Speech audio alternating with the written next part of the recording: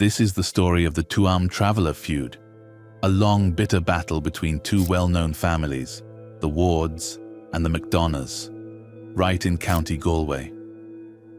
Things started to heat up between the Ward and McDonagh families back in the mid-1990s. Everything came to a head on June 2, 1996, during the funeral of local traveller businessman Bernie Mongan at Tuam Cemetery. What was supposed to be a solemn event quickly turned chaotic. Ned Ward from the Ward family confronted Bernie McDonagh because he was standing on the grave, which Ward saw as deeply disrespectful. Even after McDonagh apologized, the story goes that Ned Ward hit him with a brass knuckle duster. In seconds, the cemetery became a violent scene. A Garda sergeant estimated that up to 400 people were involved in some fierce fighting. Many of the injured had at least 9 people needing hospital admissions for broken bones and deep cuts. Edward McDonagh Sr. even noted that his wife was hit with a spade, and his daughter was knocked unconscious to signify just how vicious the fight became. But it wasn't just any fight. It felt like a declaration of war, with years of hatred between the families leading to this moment. The violence got worse the day after the cemetery brawl. A mob of some 100 Ward family members, many armed with makeshift weapons, laid siege to the McDonagh family home. During this terrifying assault, a gun was allegedly produced. A witness identified Dennis Ward with a shotgun, and one witness claimed to hear a shot being fired. Investigations led to charges against 35 people, almost all members of the Ward family. The subsequent trial in February 1997 in the Tuam District Court became one of the longest and most complicated in Irish history. Evidence was presented over 16 days, covering weapons, injuries, and damage.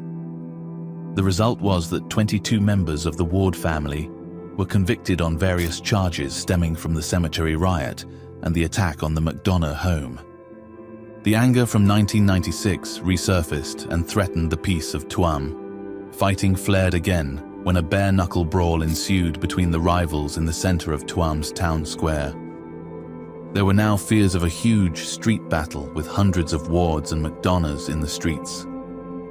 An enormously successful attempt by Gardaí had averted a devastating massacre. The Gardaí took control of Tuam, separating the rival groups and finally brokering a tense 90-minute sit-down between the leaders. From it would come the Good Wednesday Agreement, which was further solidified when representatives entered a truly historic village peace treaty together in September 1998. For about 2 decades now, the path of that treaty has been protected. Most of the time, both families would honor the feud pause agreement by restraining themselves from direct violent eruptions and agreeing to live at peace beyond the reach of anger. In 2010 saw another generation raised within the Ward and McDonagh family. These were the young men and the nephews, inheritors not just of the family name, but also of well-cultivated, deep-rooted issues and historical stories painfully developed over the last 2 decades of uneasy peace. Since then, the world has transformed like never before, and with it, the methods of conflict. The internet and social media offered these young ones novel and insidious ways to anger each other without recourse to direct physical confrontation, and the digital space was becoming a volatile battlefield. It became more common for disputes among Irish travellers to be fought publicly via platforms such as Facebook and YouTube. Challengers would record and post video call-out challenges in often vulgar and provocative language designed to bait and humiliate their opponents. These videos, recorded on mobile phones and widely broadcast on other social media channels, brought an almost showy or theatrical element to the infighting. The fragile peace so painstakingly constructed and maintained since the Good Wednesday Agreement was permanently broken in 2021. Appropriately for an age of screens and online images, its demise did not start with an actual confrontation, but with a digital one. In the spring of 2021, a storm of heated language erupted between key members of the Ward and McDonagh families on social platforms. This online clash of words grew and pulled in more people to join and watch. Two men, in particular, took center stage in the digital arena, becoming the main players in this renewed dispute. Tuam Smurf McDonagh, representing the McDonagh side, and Denny's Anthony Ward, speaking for the Ward side. Anthony's nickname, Denny's, was a clear way of tying him straight to his father, Denny Ward, and showing his place within the big Ward family tree. By April 2021, their online argument had turned into a public show, catching the eye of the broader Traveller community. In one bold video that spread fast through Traveller WhatsApp groups and beyond, Anthony Ward showed up on camera, flashing thick stacks of cash, a total of €60,000. He used this open show of money to mock his rival, looking straight at the camera and stating this big sum as his bet for a one-on-one bare-knuckle fight. This public challenge meant anger and shame, and opened the door for a physical clash. Tuam McDonagh didn't waste time in putting out his video response. He jumped at the chance Ward offered, but he took it a step further to show he meant business and brushed off Ward's tough talk. "We can go as big as we want with this," telling Ward to put up as much cash as you like. He made it clear that for him, the money wasn't the main thing. What counted was his reputation and coming out on top. They picked a date in mid-July 2021 for this high-stakes fight.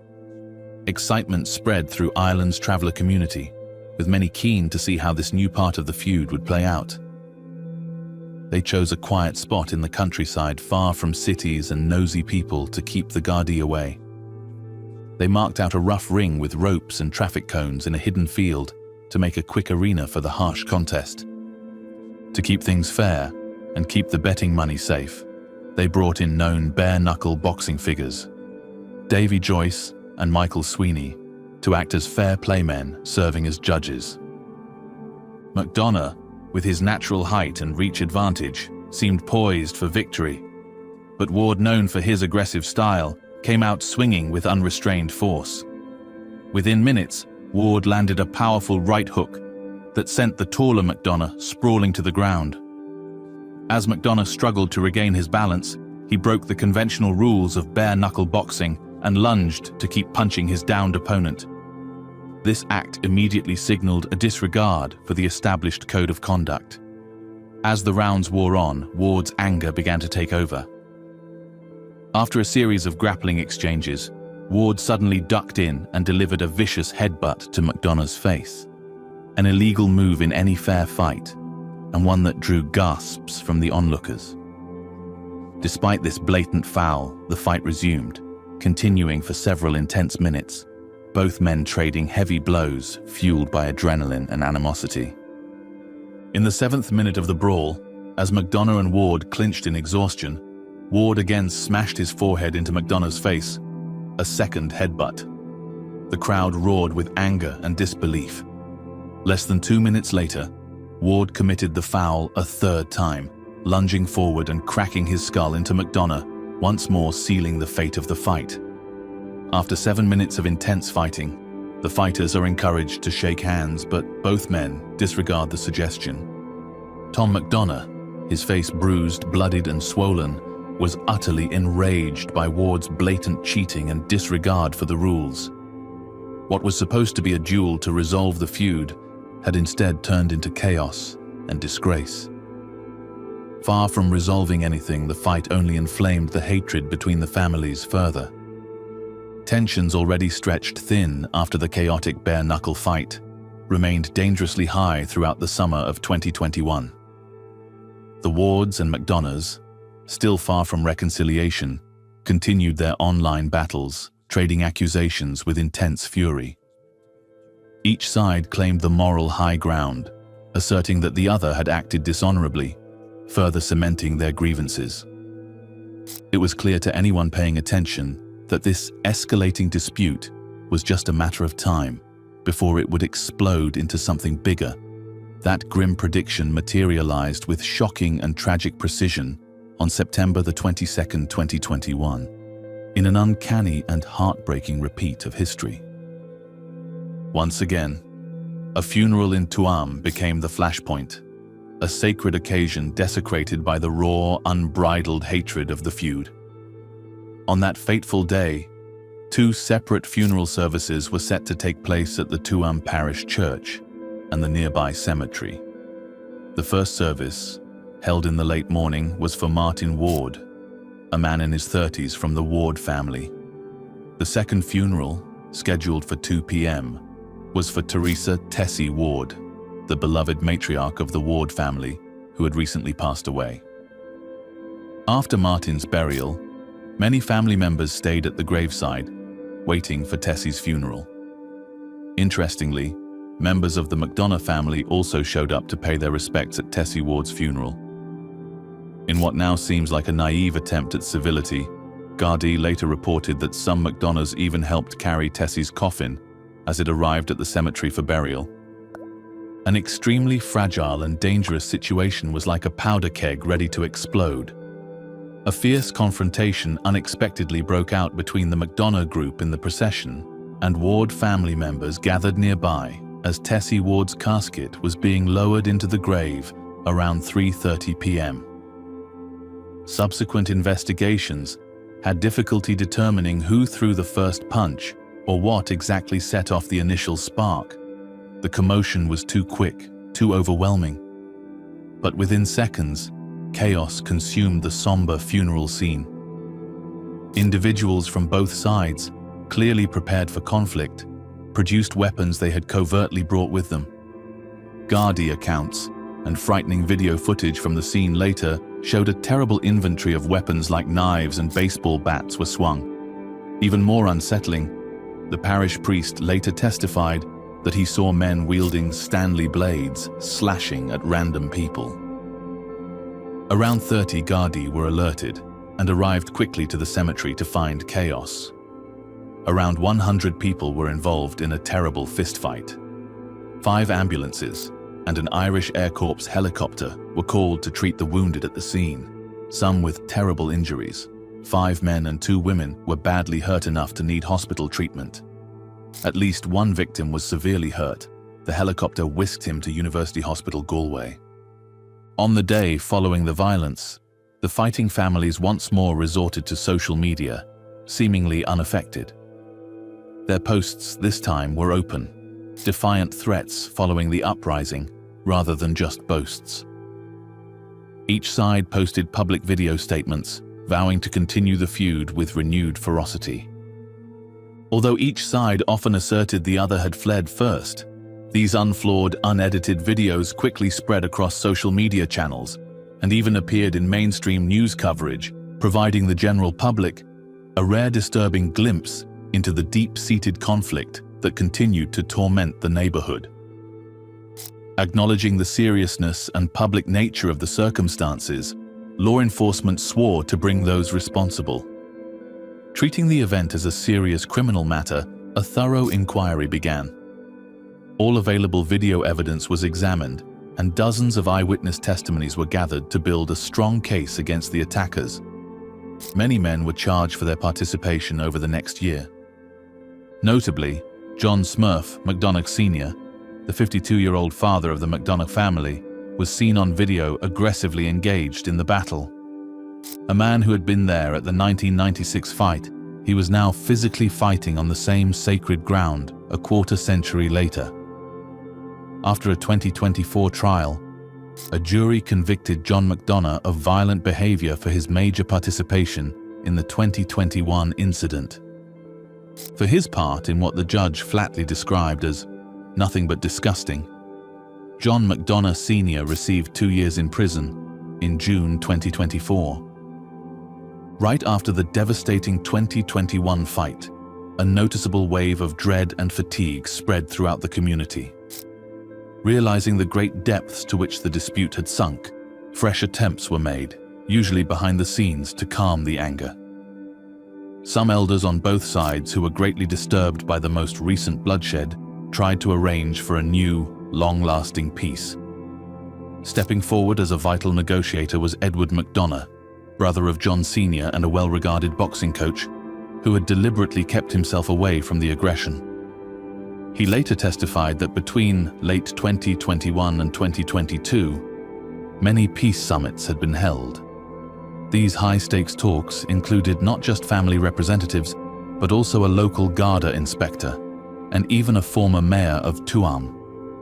Initially seeming hopeful, these discussions followed the spirit of the prior Good Wednesday Agreement deliberations. Ward McDonagh said that for a long time, there were no major occurrences, suggesting a period of relative tranquility and therefore a ray of hope that the cycle of violence could finally be broken. However, the deeply entrenched cycle of revenge, fueled by generations of grievance and a culture of retribution, proved incredibly difficult to break. Though the Tuam burial fight represented a horrific peak in open violence, it was far from over. Over the next months and years, Galway's traveller community was still afflicted by smaller hidden flare-ups. The remnants of the conflict never totally went out. They just died down, ready to burst with new ferocity at the right conditions. Worrying signs started to appear late in 2023, pointing to a dangerous escalation that could undo all attempts at peace once more. One particularly alarming development was the feud's geographical expansion. Originally limited to Tuam, the conflict started to spread into neighboring communities. A 20-year-old man was arrested in one terrifying case in 2023 for a violent feud-related incident that sent shockwaves throughout the community. In a horrific bid to eliminate rival family members, he purposefully drove a car towards two people. Later, he admitted guilt to endangering lives. This event was a sign of things to come. Following this act of vehicle assault, a horrific sequence of homemade bomb attacks started in November 2024 and aimed at numerous residences directly related to the fighting families. Unidentified attackers, working under the cover of darkness, targeted these homes. One night, a house on the Headford Road area of Galway City, known to be home to some Ward family members, was firebombed with a homemade petrol bomb. The house in Tuam, long known as McDonagh territory, suffered a similar fate the very next day when suspects threw a petrol bomb and fled in a car. Gardaí promptly verified that these events were directly related to the ongoing dispute, highlighting the organized nature of the attacks, and sent public emergency pleas for information, hoping to stop the tide of violence. Once more, the ongoing and horrific threat was highlighted in January 2025 when an unknown man tried to petrol bomb a home on Gilmartin Road in Tuam. Fortunately, the device didn't completely ignite in this case. The perpetrator sped off, but the incident reminded everyone of the ongoing lurking threat. Tuam residents now live with a terrible and painful fear, and the worry that their home might be the next, or even worse, that they might be caught in the crossfire of the quarrel's next unpredictable and unavoidable explosion. Despite all attempts at reconciliation, legal action, and local outreach, the fight still flickers. What do you think about the ongoing Tuam feud? Share your thoughts in the comments below, and don't forget to subscribe. Thank you for watching, and we will see you in the next one.